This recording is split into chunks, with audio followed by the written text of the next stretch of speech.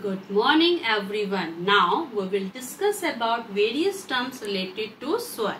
So first of all we will discuss what is soil. Yes, soil is a mixture of rock particles and humus. Yes, it is a mixture of rock particles and humus. Rock particles. Soil is made by the weathering of rocks due to the action of wind, water, air. Big rock particles converted into smaller pieces, and further on with spending of the time they converted into soil. When these rock particles get mixed with humus, then this is known as soil. Now the question is there, what is humus? So what is humus? Humus are the dead remains of plants and animals. Yes, these are the dead remains of plants and animals, and humus increase the fertility of the soil. It increase the nutrient level of the soil. So what is a soil? A soil is a combination of rock particles with humus. Humus means dead and decaying remaining of the plants and animals.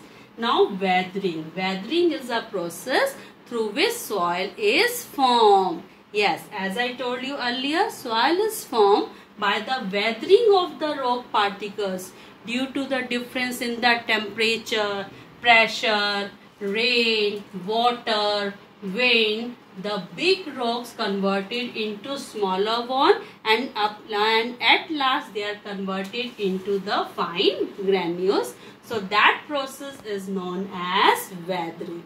Now next one is soil profile.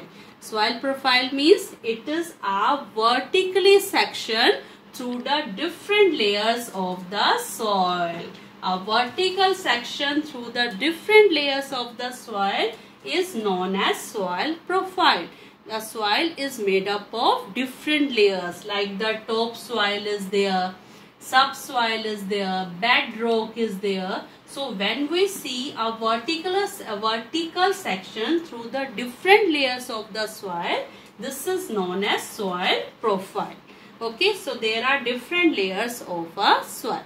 Now the next one is horizons. Horizons are the different layers of the soil. Yes, these different layers of the soil, like the top soil, subsoil, bed soil, bedrock, these are also known as horizons. So we can say horizon A, horizon B and horizon C, so that we can study them better. And each and every layer of the soil is different in color, different texture, different you can say color, texture and their depth.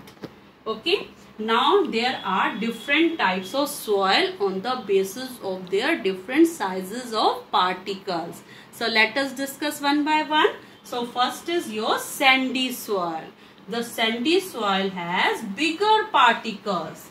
The sandy soil has bigger particles, and that's why it has large air spaces between them.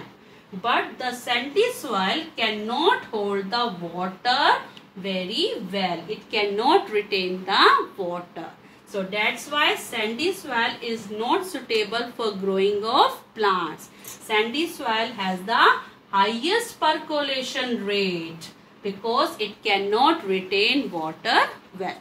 Now the next one is clay soil. Clay soil has the smallest particles, and that's why there are no air spaces between them. It has no air spaces between them, and that's why there are no air spaces, but it can retain the water well. It can retain the water well, and it has the lowest percolation rate. And this soil is best for growing of paddy crops. Okay, and last one is your loamy soil. Loamy soil is a combination of sandy soil and clay soil. Means when the same amount of the sandy soil particles and the same amount of the clay soil particles are found, that soil is loamy soil. So loamy soil, it has sufficient amount of air particles as well as it has sufficient amount of water it can retain. So loamy soil is best for the growth of plants. Yes, it is best for the growth of plants and it has the moderate rate of percolation. So if we were talking about clay soil and loamy soil are good for growing of the plants, in sandy soil we can't grow the plants so well.